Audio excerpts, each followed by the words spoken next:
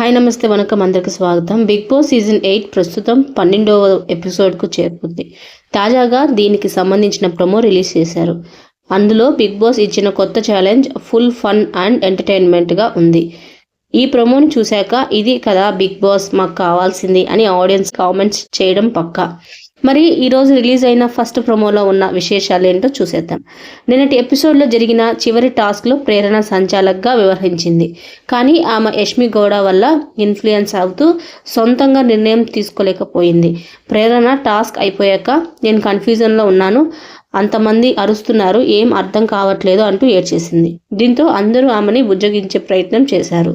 ఇంకా ఈ రోజు కూడా కొంతవరకు ఎపిసోడ్లో అదే కంటిన్యూ అయ్యేలా ఉంది. ప్రోమోలో ముందుగా బెనిఫిట్స్ ఆఫ్ డౌట్ అనే సలహా నీకు ఇచ్చినందుకు నన్ను సావకొట్టాడు పృథ్వీ అంటూ శేఖర్ భాష ప్రేరణకు చెప్పాడు. ఆ తర్వాత యష్మి గౌడ అక్కడి నుంచి వెళ్ళిపోగానే నిఖిల్ చెప్పాడు, సంచాలక్ ఎవరి వల్ల అయ్యావు?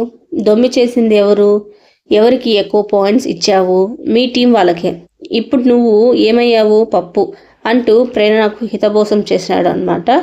ఇంక ఇది ఇలా ఉంటే మరోవైపు ఈరోజు ఎపిసోడ్ ఫుల్ ఫన్ ఎంటర్టైన్మెంట్గా ఉంటుందని ప్రమో ద్వారా చూపించారు బిగ్ బాస్. అందులో ఒక బాటిల్ని ఇచ్చి స్పిన్ ది బాటిల్ అంటూ ఆ బాటిల్ ఎవరి వైపు తిరిగితే వాళ్ళు ట్రూత్ ఆర్ డేర్ గేమ్ ఆడాల్సి ఉంటుందని టాస్క్ ఇచ్చాడు బిగ్ బాస్. అందులో భాగంగా ఆదిత్య ఓంకి మేకప్ వేశారు. విష్ణుప్రియ వచ్చి డాన్స్ చేసింది. సోనియా ఆడపిల్లలాగా గాంట్రించింది.